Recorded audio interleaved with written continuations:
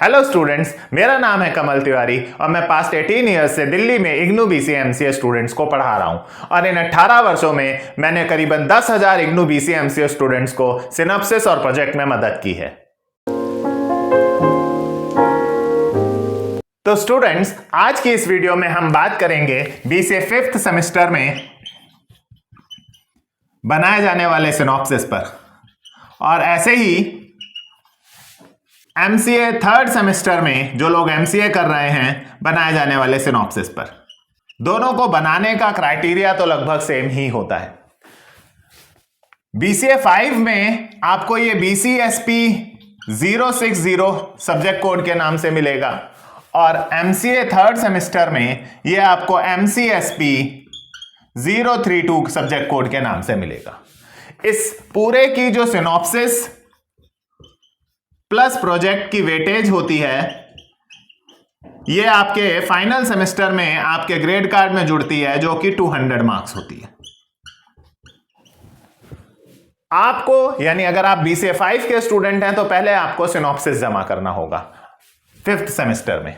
अगर आप एमसीए के स्टूडेंट हैं तो एमसीए 3rd सेमेस्टर में पहले आपको सिनॉप्सिस सबमिट करना होगा। आखिर ये सिनॉप्सिस क्या है? What is this synopsis? Guys, इस सिनॉप्सिस को हम प्रोजेक्ट प्रपोजल भी कहते हैं। अब जैसा कि नाम से समझ में आ रहा होगा, प्रपोजल किस चीज का प्रपोजल मतलब प्रस्ताव। किस चीज का आप प्रपोजल देना चाह रहे हैं? आप प्रोजेक्ट के लिए प्रपोजल देना चाहते हैं। बेसिकली सिनॉप्सिस एक लगभग 25-30 पेज की एक ऐसी डॉक्यूमेंटेशन होती है, एक ऐसा प्रपोजल होता है जो हम यूनिवर्सिटी को देते हैं और हम बताते हैं कि हम एक इस प्रकार का प्रोजेक्ट बनाना चाहते हैं, उसमें ये फीचर्स होंगे, ऐसा उसका डेटाबेस होगा, ये डाटा फ्लो डायग्राम्स उसके हाईलाइट करते हुए उसकी पूरी फंक्शनैलिटी से रिलेटेड ER डायग्राम्स और अन्य प्रकार के डायग्राम्स, यानी एक पूरा एक प्रपोजल देंगे हम अपनी यूनिवर्सिटी को कि हमारे दिमाग में इस प्रकार का एक प्रोजेक्ट चल रहा है और इस प्रोजेक्ट की ये फीचर्स हैं। पूरा 25 से 30 पेज में लगभग एक पूरा डॉक्यूमेंटेशन प्रिपेयर करके आपको बनाना होगा। अब इसके लिए टॉपिक कैसे चूज किया जाए? गाइस, सबसे पहला काम होगा आपको टॉपिक चूज करने का, राइट? किस टॉपिक पर हम सिनॉप्सिस बनाएं या किस टॉपिक पर हम प्रोजेक्ट बनाएं? देखिए, सिनॉप्सिस के लिए टॉपिक जो है वो हमें खुद चूज करना होता है। कोशिश करें कि ये हम लोग जितना लेटेस्ट टेक्नोलॉजी पर बनाएं। क्यों? क्योंकि ये जो फाइनल ईयर प्रोजेक्ट आप लोग बना रहे हैं, ये फाइनल ईयर प्रोजेक्ट आप लोगों को अपने बायोडेटा में, अपने CV में मेंशन करना होगा। क्योंकि जितनी भी यूनिवर्सिटीज पूरे इंडिया में BCA MCA कराती हैं, सबके फाइनल ईयर में ये प्रोजेक्ट होता है। जब आप इंटरव्यू देने जाएंगे एज ए फ्रेशर, तो वहां पर इन प्रोजेक्ट से भी, एकेडमिक प्रोजेक्ट से भी आपको कई बार क्वेश्चंस का सामना करना पड़ेगा। ये एकेडमिक प्रोजेक्ट्स आपको अपने CV में मेंशन करने होंगे। इस वजह से आप ऐसा टॉपिक चूज करें जो ट्रेंडिंग टेक्नोलॉजी पर हो, जो लेटेस्ट टेक्नोलॉजीज पर हो, जिसका आपके CV पे इंपैक्ट पड़े, जिसका आपको फर्दर आपके करियर प्रोस्पेक्ट से आपको करियर में वो मदद करे। अब कौन कौन सी ऐसी ट्रेंडिंग टॉपिक्स हैं? आप ई-कॉमर्स ले सकते हैं, बहुत सारे ई-कॉमर्स पर बेस्ड हैं। शॉपिंग हो गया, ऐसे बहुत सारे ई-कॉमर्स बेस्ड आइडियाज हो सकते हैं आपके पास। अगर आप चाहें तो ई-कॉमर्स ले सकते हैं। आप किसी ऑर्गेनाइजेशन को ध्यान में रख के लिए उसके लिए एक मैनेजमेंट इंफॉर्मेशन सिस्टम बना सकते हैं। हालांकि बहुत कॉमन हो गए हैं आजकल कुछ टॉपिक्स, जैसे कि होटल, हॉस्पिटल। अगर हो सके तो इनको इग्नोर कीजिए। ई-कॉमर्स में भी आप देख सकते हैं, MIS में भी देख सकते हैं। तो लेटेस्ट से लेटेस्ट टॉपिक को सोचने की कोशिश कीजिए जो मार्केट में चल रहे हैं। आप मेडिकल स्टोर, जैसे ऑनलाइन दवाइयां बिक रही हैं आजकल, आप ऐसे टॉपिक्स को देख सकते हैं। आप ग्रोसरी देख सकते हैं। ऐसे बहुत सारे टॉपिक्स हैं। अगर आप अपने इर्द गिर्द ढूंढेंगे तो कोशिश करें कि जो ट्रेंडिंग टॉपिक्स हैं, जो लेटेस्ट टॉपिक्स आपके इर्द गिर्द चल रहे हैं, वैसा बनाने की कोशिश करें, जिससे कि आपको उन एप्लीकेशंस का इंटरनल स्ट्रक्चर समझ में आए कि आखिर वो एप्लीकेशंस, ये जो मार्केट में चल रहे हैं, ये एप्लीकेशंस कैसे बनाए गए हैं और इनके अंदर काम करने का तरीका क्या है। तो अब अगर आप ऐसा टॉपिक चूज कर रहे हैं जो मार्केट में चल रहा है, मार्केट में बहुत बिक रहा है, तो कंपनीज भी वो बना रही हैं, तो डेफिनेटली आपके सीवी में आपको एडवांटेज भी मिलेगा। तो सबसे पहला मुद्दा होता है कि हम किस टॉपिक पर बनाएं। तो टॉपिक आपको डिसाइड करना होगा। कोशिश करें कि लेटेस्ट ट्रेंडिंग टॉपिक्स में से किसी एक टॉपिक को चूज करें। दूसरा, टेक्नोलॉजी।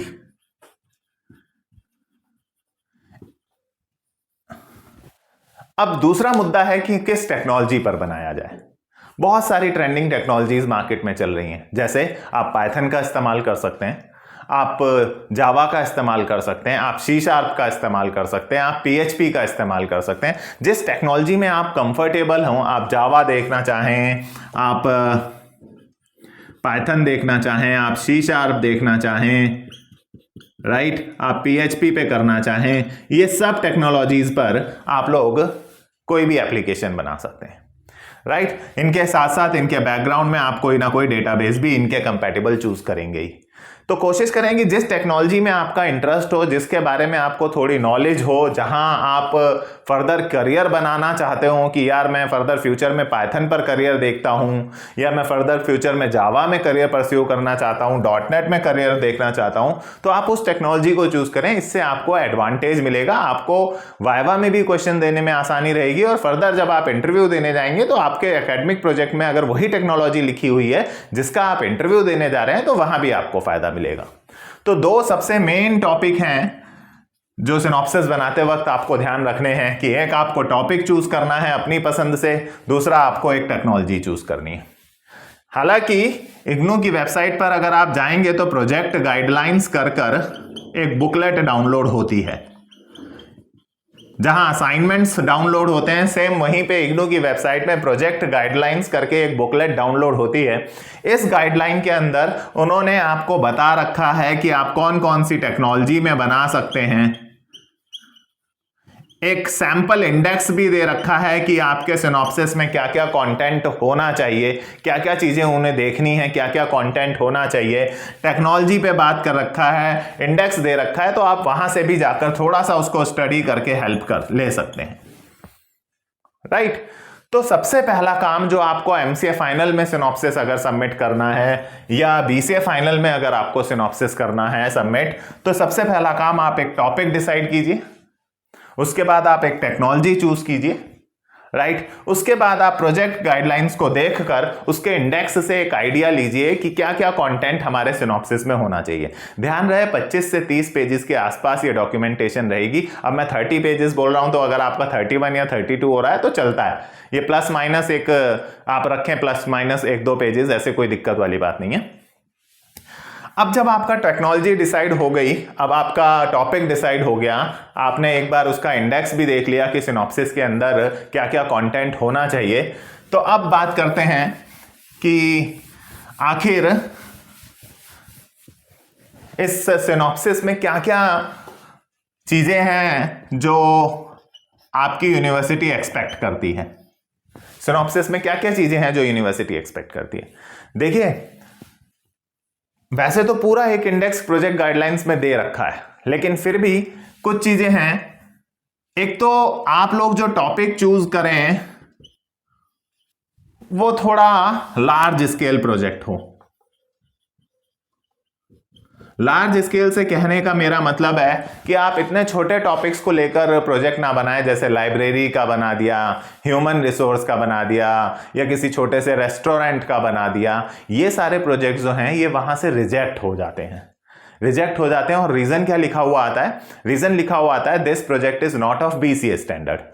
क्योंकि ये इस तरह के प्रोजेक्ट्स जनरली आजकल स्कूलों में 11-12 में बच्चे बनाने लगे, तो वहां पर आप ये इस तरह के लाइब्रेरी या किसी रेस्टोरेंट का, क्या ह्यूमन रिसोर्स मैनेजमेंट का, इस तरह के प्रोजेक्ट्स को हो सकें तो अवॉइड करें। थोड़ा सा लार्ज स्केल प्रोजेक्ट चूज करें जिसमें आप करीबन जब आप बनाने बैठे हैं तो यूजर इंटरफेस जो है वो 25-30 यूजर इंटरफेस तो बने। ऐसा कोई एक लार्ज स्केल, थोड़ा सा एक एवरेज साइज का, या अगर आपका इंटरेस्ट है इसमें तो आप थोड़ा बड़ा प्रोजेक्ट भी ले सकते हैं। तो सिनॉप्सिस जो है अगर हम देखें तो इसमें वो आपसे डेटा फ्लो डायग्राम्स एक्सपेक्ट करते हैं, आपको डेटा फ्लो डायग्राम्स बनाने होंगे, देन आपको ER डायग्राम्स बनाने होंगे, राइट। आपको लाइफ साइकिल मेथोडोलॉजी बतानी होगी कि आप कौन सा मॉडल लाइफ साइकिल यूज कर रहे हैं, वाटरफॉल मॉडल यूज कर रहे हैं, स्पाइरल मॉडल यूज कर रहे हैं, कौन सा प्रोटोटाइप मॉडल आपने यूज करा, कौन सा लाइफ साइकिल मॉडल आप यूज कर रहे हैं, वो बताना पड़ेगा। अगर आप प्लानिंग दिखाना चाहते हैं तो आप गैंट चार्ट भी बना सकते हैं, राइट। आपको डेटाबेस दिखाने के लिए इस ER डायग्राम से ही मैच होती हुई डेटा डिक्शनरी बनानी होगी, राइट। आपके प्रोजेक्ट में कितने मॉड्यूल्स हैं वो दिखाने के लिए मॉड्यूलर डिस्क्रिप्शन लिखना होगा। देन हार्डवेयर एंड सॉफ्टवेयर, कौन से हार्डवेयर पर, किस मिनिमम हार्डवेयर कॉन्फ़िगरेशन पर आपका सॉफ्टवेयर चलेगा, किस सॉफ्टवेयर की रिक्वायरमेंट होगी आपके सॉफ्टवेयर को बनाने के लिए, जावा के, .NET के, PHP, डेटाबेस कौन सा चाहिए, ये सारी कॉन्फ़िगरेशन, ये वो की पॉइंट्स हैं जो आपके सिनॉप्सिस में वो एक्सपेक्ट करते हैं, होने ही चाहिए। अब कई लोग क्या करते हैं कि इंटरनेट पर से कुछ ढूंढते हैं और डाउनलोड करते हैं और वही के वही चिपका कर भेज देते हैं। पूरा का पूरा इंटरनेट से सिनॉप्सिस डाउनलोड करा, बनाया और वही के वही सबमिट कर देते हैं। गाइस होता क्या है इसमें प्रॉब्लम ये है कि जो आप कर रहे हैं ऐसे ही ना जाने कितने लोग और कर रहे हैं। कई लोग ऐसा करते हैं कि वो इंटरनेट से डाउनलोड करते हैं और वो उठाकर वही का वही ले जाकर के अपने RC पर, रीजनल सेंटर पर सबमिट कर देते हैं। अब आपने भी वही करा और किसी और ने भी वही करा, तो कई बार ऐसा देखा गया है कि सिनॉप्सिस रिजेक्ट हो जाता है। और रीजन क्या लिखकर आता है? कॉपीड। सिर्फ एक सिंगल वर्ड कॉपीड लिखकर आता है और जिसका पहला आ गया वो बच गया। थोड़ी देर बाद जब दूसरे का अगर कोइंसिडेंटली उसी एग्जामिनर के पास पहुंच गया, उसको लगा ये तो मेरा देखा हुआ प्रोजेक्ट है, सिनॉप्सिस देखा हुआ है, तो वो दूसरे वाले को कॉपीड लिखकर रिजेक्ट कर देता है। तो कोशिश करें कि इंटरनेट से चीजें डाउनलोड करके हूबहू उठाकर RC पर देने की कोशिश ना करें। हो सके तो डायग्राम्स अपने आप बनाएं। जो भी डायग्राम्स हैं, जो भी डेटाबेस है, ये सब चीजें अपने आप बनाने की कोशिश करें। थोड़ा यूनिकनेस लाएं। ऐसा मैं अक्सर अपनी क्लासेस में कहता हूं कि सिनॉप्सिस बनाते वक्त ये सिनॉप्सिस का कंटेंट ना आप अपने किसी स्टडी सेंटर के टीचर को दिखाएं, ना अपने स्टडी सेंटर के फ्रेंड्स को दिखाएं, किसी फ्रेंड्स को ना दिखाएं, क्योंकि हो सकता है कि आपके RC पर आप ये मान के चलें कि जो टॉपिक आप सिनॉप्सिस सबमिट कर रहे हैं वो कोई और नहीं कर रहा होगा। टॉपिक तो आपने अगर मान लीजिए ऑनलाइन शॉपिंग लिया, तो क्या ऑनलाइन शॉपिंग पूरी दिल्ली में या पूरे RC पर आप ही सबमिट करने वाले हैं? और लोग भी ऑनलाइन शॉपिंग दे रहे होंगे, लेकिन सिर्फ अप्रूवल आता है यूनिक आइडिया पर। कितनी यूनिक डायग्राम्स आपने बनाए हैं, कितना यूनिक कंटेंट आपने तैयार करा है। तो इस यूनिक कंटेंट पर कि भाई बाइब्लियोग्राफी, फ्यूचर स्कोप, ऐसी बहुत सारी चीजें हैं जो आपको इसमें लिखनी होंगी, तो इनकी यूनिकनेस पर अप्रूवल आता है। अगर एक जैसा इंटरनेट से डाउनलोड वाला मिलेगा तो वो कई बार कॉपीड होगा और रिजेक्ट हो जाएगा। अब रिजेक्ट होने के केस में क्या होता है, क्या आपका नुकसान है, मैं भी बात करता हूं। तो कोशिश करें कि चीजें अपने आप बनाने की कोशिश करें, थोड़ा यूनिकनेस रहे। ध्यान रहे कि दोस्ती पक्की बट सिनॉप्सिस अपना अपना। ऐसा अक्सर मैंने बोला है सबको कि ठीक है कोई आपके फ्रेंड्स हैं, बट सिनॉप्सिस के यूनिकनेस बनाने के लिए सिनॉप्सिस की प्राइवेसी मेंटेन रखें, राइट। तो ये तो चलिए बात हो गई उस कंटेंट पर जो एक सिनॉप्सिस में बेसिकली देखा जाता है कि ये कंटेंट यूनिक होना चाहिए। होते तो और भी हैं, आप एक इंडेक्स में देखेंगे जाके, introduction, objectives, future scope, testing, ये भी चीजें हैं, वो जाकर आप वहां इंडेक्स में देख सकते हैं, जो कि प्रोजेक्ट गाइडलाइंस के इंडेक्स में आपको मिल जाएगा इग्नू की वेबसाइट पर, राइट। अब अगर हम इस पूरे प्रोसेस को समझना चाहें तो सिनॉप्सिस सबमिट करने के लिए आपको आपके RC पर जाना होगा। ये RC पर सबमिट होगा, आपके रीजनल सेंटर पर सबमिट होगा, जो भी आपका रीजनल सेंटर है जिसके अंडर में आप आते हैं। सिनॉप्सिस का स्टडी सेंटर से कोई लेना देना नहीं होता। तो अगर आपको कोई कहता है कि स्टडी सेंटर पर जमा होगा या ये कहना होगा, ये पूरी तरह गलत है। रीजनल सेंटर पर ही सिनॉप्सिस जमा होगा, राइट। और सिनॉप्सिस इस बार जो है 2025 में हम लोग सेकेंड पार्ट में बैठे हुए हैं, तो इस बार जो सिनॉप्सिस सबमिट करने की लास्ट डेट है वो 31 दिसंबर है, और बहुत रेयर चांस होते हैं कि ये डेट एक्सटेंड हो। आपको खुद जाकर अपने आरसी पर ये बाय हैंड सबमिट कराना होगा। ये ऑनलाइन सबमिट नहीं होता, सिनॉप्सिस ऑनलाइन सबमिट नहीं होता, आपको खुद जाकर अपने आरसी पर ये सबमिट कराना होगा। ये सिनॉप्सिस जो होगा इसके साथ आपको एक गाइड का सीवी भी लगाना होगा, गाइड का सीवी, जिसके अंडर में आप ये सिनॉप्सिस बना रहे हैं। क्योंकि आप पहली बार सॉफ्टवेयर बनाने जा रहे हैं तो मे बी आपको नहीं पता कि किस तरह से सॉफ्टवेयर बनता है, क्या चीजें। इसके लिए यूनिवर्सिटी ने मैंडेटरी किया हुआ है कि आपको किसी गाइड का सीवी सिनॉप्सिस के साथ देना होगा और उनका पैन कार्ड आईडी के तौर पर भी देना होगा, क्योंकि पैन कार्ड पर उनके साइन होते हैं तो साइन भी मैच हो जाते हैं।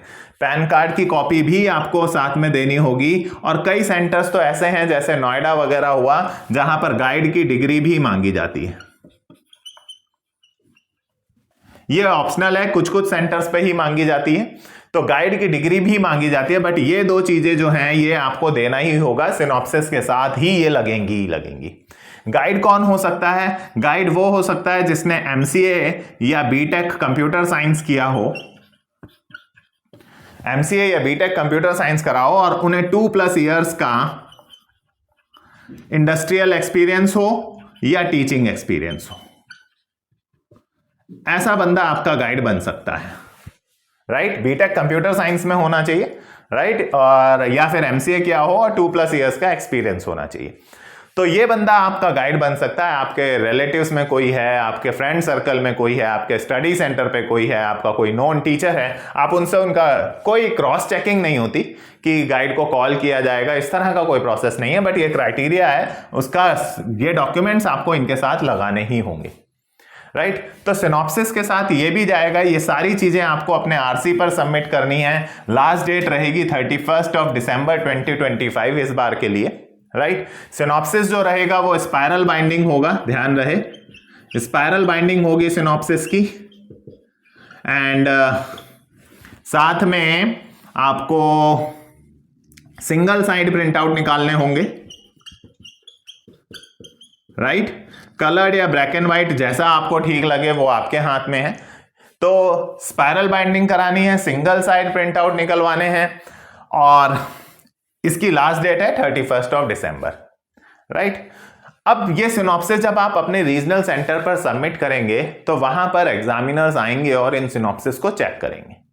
सिनॉप्सिस को चेक करने के बाद ये लोग आपको इस सिनॉप्सिस का अप्रूवल देंगे, एक अप्रूवल भेजेंगे मेल पर, या कई बार आपको आरसी पर जाकर खुद भी पिक करने के लिए मेल आती है कि आरसी पर आइए और वहां पर आकर कलेक्ट कीजिए।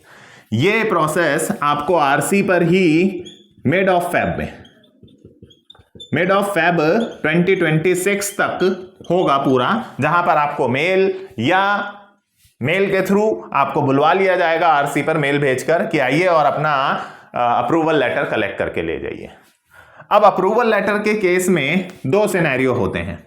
एक, अगर आपका सिनॉप्सिस रिजेक्ट हो गया, अगर आपका सिनॉप्सिस रिजेक्ट हो गया गाइस, तो फिर आपको फिर से अपने आरसी पर एक नए टॉपिक पर सिनॉप्सिस देना होगा, नए टॉपिक पर सिनॉप्सिस देना होगा और उसके लिए आपकी डेट जो होगी वो 30 जून 2026 होगी और आपकी 6 महीने की बैक लग गई। ध्यान रहे, रिजेक्ट होने के केस में आपके 6 मंथ्स की बैक हो जाती है, क्योंकि जब तक आपका सिनॉप्सिस अप्रूवल नहीं होगा तब तक आपको आगे वाला स्टेप यानी प्रोजेक्ट सबमिशन नहीं होगा। इसीलिए मैंने कहा कि दोस्ती पक्की, सिनॉप्सिस अपना अपना कॉन्फिडेंशियलिटी मेंटेन रखिएगा। अगर आपका रिजेक्ट हुआ सिनॉप्सिस तो 6 मंथ्स की बैक है, आपको दोबारा से नए टॉपिक पे पूरा सिनॉप्सिस देना होगा। ये सारी चीजें नए टॉपिक पे, पुराना नहीं दे सकते।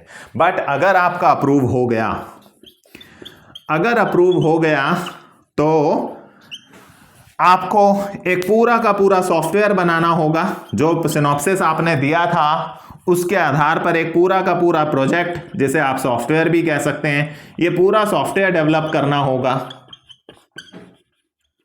राइट। साथ में इस सॉफ्टवेयर की पूरी डॉक्यूमेंटेशन, जो कि यूनिवर्सिटी कहती है, जिसे प्रोजेक्ट रिपोर्ट के नाम से जाना जाता है, ये पूरी प्रिपेयर करनी होगी, अराउंड 250+ पेजेस की। तो पूरा प्रोजेक्ट बनाना होगा इस सिनॉप्सिस में। जैसा आपने प्रपोजल दिया था कि मेरे सॉफ्टवेयर में ये फीचर्स होंगे, ये फंक्शनैलिटी होगी, जो जो आपने कहा था, अब समय आ गया है उसको करके दिखाने का। जो प्रोग्रामिंग लैंग्वेज आपने चूज करी, जो आपने सिनॉप्सिस में बताई, चेंज नहीं कर सकते। जो डेटाबेस आपने सिनॉप्सिस में बोल दिया वो चेंज नहीं कर सकते। अब वही प्रोग्रामिंग लैंग्वेज, वही डेटाबेस लेकर आपको सॉफ्टवेयर बनाना है और उसको एक्सप्लेन करता हुआ, उसका सारा फीचर्स बताता हुआ एक पूरी प्रोजेक्ट रिपोर्ट बनानी है। लगभग 250 पेजेस के आसपास बनती है और ये भी आपको अपने आरसी पर सबमिट करना होगा और इसकी लास्ट डेट जो रहेगी वो 31 मार्च 2026 रहेगी। ये सबमिट होगा, राइट। तो देखिए अप्रूवल आएगा आपका फेब तक, लेकिन सबमिशन की डेट रहती है 31 मार्च। इसलिए आपका सिनॉप्सिस इतना पावरफुल होना चाहिए कि आप एश्योर्ड रहें कि आपका अप्रूवल आएगा ही, ताकि आप जनवरी से ही प्रिपेयर करना शुरू कर दें और जनवरी से प्रिपेयर करते करते मार्च तक आप बना लें, क्योंकि इतने कम समय में पूरा प्रोजेक्ट बनाना, उसकी डॉक्यूमेंटेशन करना, इट्स वेरी डिफिकल्ट। फिलहाल अगर आपने ये 31 मार्च ऑफ 2026 तक ये दोनों चीजें जमा कर दी, ध्यान रहे यहां पर अगेन फिर से आपको गाइड का सीवी, गाइड का पैन कार्ड और साथ में डिग्री, ये सब चीजें फिर से देनी होगी, सेम उसी गाइड की जिसने यहां पर दी थी। ये और ये अलग नहीं हो सकते, जिनका आपने यहां लगाया था सेम वही गाइड का आपको दोबारा से लगाना होगा। साथ ही साथ यहां अप्रूवल जब आपका आएगा तो इस तरह यहां से आपके पास एक लेटर आएगा, अप्रूवल लेटर आएगा। जब आपको अप्रूवल मिला है तो ये अप्रूवल लेटर जो है, ये भी यहां पर आपको ओरिजिनल अप्रूवल लेटर देना होगा। तो यूनिवर्सिटी से जो आपको अप्रूवल लेटर मिले वो आप बहुत संभाल कर रखिएगा, वरना दोबारा उसकी कॉपी निकलवाने का प्रोसेस बहुत हेक्टिक है।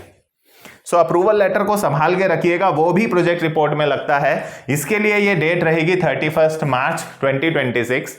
अब जब आप लोग 31 मार्च तक प्रोजेक्ट सबमिशन कर देंगे, इसके बाद क्या होगा? प्रोजेक्ट सबमिशन कर लेने के बाद ध्यान रहे, जब आप ये प्रोजेक्ट सबमिशन कर रहे होंगे तब आप लोग अगर एमसीए में हैं तो एमसीए के फाइनल सेमेस्टर यानी 4th सेमेस्टर में होंगे, और अगर बीसीए में हैं तो बीसीए के फाइनल सेमेस्टर यानी 6th सेमेस्टर में होंगे। मतलब सिनॉप्सिस का काम जो है वो बीसीए 5th में या एमसीए 3rd सेमेस्टर में होगा, और जो प्रोजेक्ट का काम होगा वो उससे अगले सेमेस्टर यानी एमसीए 4 में या बीसीए 6th सेमेस्टर में होगा। तो एक सेमेस्टर में सिनॉप्सिस, उसका अप्रूवल अगले सेमेस्टर में, अप्रूवल आते ही फिर अगले 1-1.5 महीने में आपको प्रोजेक्ट देना होगा। प्रोजेक्ट सबमिट करने की जो डेट है वो 31 मार्च है, और जब आप 31 मार्च तक अगर सक्सेसफुली अपना प्रोजेक्ट वगैरह ये सारी चीजें सबमिट करा देते हैं तो इसके बाद आपको अप्रैल 2026 में मेल के द्वारा बताया जाएगा कि कब है आपका वाइवा। अप्रैल 2026 में आपको मेल आएगी और आपको बताया जाएगा कि आपका कब वाइवा होगा। आप लोगों का वाइवा होगा आपके आरसी पर। यूजुअली अगर ऑफलाइन होता है तो आरसी पर होता है, अगर ऑफलाइन हुआ, और अगर ऑनलाइन हुआ आपका वाइवा तो आपको एक लिंक आएगा गूगल मीट का, और डेट आएगी, टाइम आएगा कि किस डेट पर, किस टाइम पर आपको ये ज्वाइन करना होगा, किस डेट पर, किस टाइम पर आपको ये ज्वाइन करना होगा, ये डेट आएगी, राइट। तो फिर आपका वाइवा जो कंडक्ट होगा, वाइवा जो होगा आपका, मेल आएगी आपको अप्रैल में, लेकिन वाइवा जो कंडक्ट होगा आपका वो कंडक्ट होगा मई में। मई 2026 की किसी डेट को आपका वाइवा होगा, राइट। अब मई में जब वाइवा होगा, ऑनलाइन या ऑफलाइन जिस मोड में भी वाइवा हो रहा है, जब मई में वाइवा होगा तो इस वाइवा का जो रिजल्ट है वो कई बार जून में ही आ जाता है, जून 2026 में, ताकि जो लोग वाइवा में, जो लोग फेल हुए हैं वाइवा में, जो वाइवा में फेल हुए हैं, जिनका वाइवा क्लियर नहीं हुआ, वो लोग फिर से नए टॉपिक पर नया सिनॉप्सिस सबमिट कर सकें, नए टॉपिक पर नया सिनॉप्सिस सबमिट कर सकें अपने आरसी पर। 30 जून उनके लिए लास्ट डेट रहेगी। लेकिन जिनका पास हो गया, जो लोग वाइवा में पास हो गए वो बच गए, उनको ग्रेड कार्ड में जब उनका जून एग्जाम्स का रिजल्ट आएगा, जून 2026 एग्जाम्स का जब उनका रिजल्ट आएगा, तब उनके ग्रेड कार्ड में उनके मार्क्स आएंगे डायरेक्टली। तो प्रोजेक्ट का रिजल्ट कहीं अलग से नहीं आएगा। जब जून में जो आपके एग्जाम्स होंगे जून 2026 में, इनका जब रिजल्ट आएगा उनके साथ ही आपके वाइवा का रिजल्ट आ जाएगा। बट जो लोग वाइवा में फेल होंगे उनको 30 जून तक फिर से नया सिनॉप्सिस देना होगा। गाइस अगेन 6 मंथ्स की बैक लग गई और यूनिवर्सिटी की तरफ से यहां फाइन का भी प्रोविजन है। बीसीए वालों के लिए अलग से एक फाइन बनता अमाउंट है और एमसीए वालों के लिए अलग से एक फाइन अमाउंट है। यानी ये पूरा प्रोसेस स्टार्टिंग से बिल्कुल सिनॉप्सिस से लेकर आपको फिर से 1 साल का करना है, एज वेल एज आपको फाइन भी देना होगा। बीसीए में थोड़ा कम है, 1000 रुपए के आसपास, और एमसीए में शायद 2500 रुपए के आसपास फाइन है। तो फाइन देकर आप ये पूरा प्रोसेस दोबारा करेंगे, लेकिन ये फाइन सिर्फ वाइवा फेल होने पर है, राइट। तो अगर आप वाइवा में फेल होते हैं तभी फाइन लगता है और आपकी ये पूरी बैक लगती है। तो सबसे जो डिफिकल्ट चीजें हैं वो हैं, सबसे पहला कि सिनॉप्सिस का अप्रूवल आए। ध्यान रखिएगा, जितना यूनिक कंटेंट आप लिखेंगे, जितना अच्छा टॉपिक आप चूज करेंगे, जितना लेटेस्ट टेक्नोलॉजी आप चूज करेंगे, अगर आपकी डीएफडीज ईआरडीज अच्छी हैं, आपका डेटाबेस अच्छा है, तो जनरली अप्रूवल आ जाता है। और अगर प्रोजेक्ट वाइवा की बात करें तो वाइवा में जनरली प्रोजेक्ट से बहुत क्वेश्चंस पूछे जाते हैं कि आपने किस तरह का प्रोजेक्ट का कोड से रिलेटेड पूछा जाता है। देन आपने डेटाबेस सब्जेक्ट पढ़ा होगा, वो यूज भी होता है सॉफ्टवेयर बनाने में, उससे क्वेश्चंस पूछे जाते हैं। सॉफ्टवेयर इंजीनियरिंग से क्वेश्चन पूछे जाते हैं क्योंकि उसका इस्तेमाल करके आपने प्रोजेक्ट रिपोर्ट भी बनाई है। सॉफ्टवेयर बनाने के दौरान भी सॉफ्टवेयर इंजीनियरिंग के प्रिंसिपल्स तो डीबीएमएस हुआ, प्रोग्रामिंग लैंग्वेज हुई, देन सॉफ्टवेयर इंजीनियरिंग हुई। 3 ये वो डोमेन है जहां से आपके वाइवा में क्वेश्चंस पूछे जाते हैं। तो अगर आपकी प्रिपरेशन है तो ये भी आसानी से निकल जाता है। तो ये पूरा का पूरा जो प्रोसेस है ये है सिनॉप्सिस का और प्रोजेक्ट का। मैंने आपको डेट्स के साथ भी समझाया। फिर भी अगर आपको लगता है कि आपको कोई डाउट्स हैं, आपको कोई क्वेश्चंस पूछने हैं, तो इस वीडियो के कमेंट में आप वो क्वेश्चंस पुट अप कर सकते हैं, मैं उनका आंसर करूंगा। सिनॉप्सिस या प्रोजेक्ट से रिलेटेड किसी भी प्रकार के डाउट्स हो। हमारी वीडियोस को लाइक कीजिए, अपने फ्रेंड्स के साथ शेयर कीजिए और सब्सक्राइब भी कीजिए। Thank you for watching.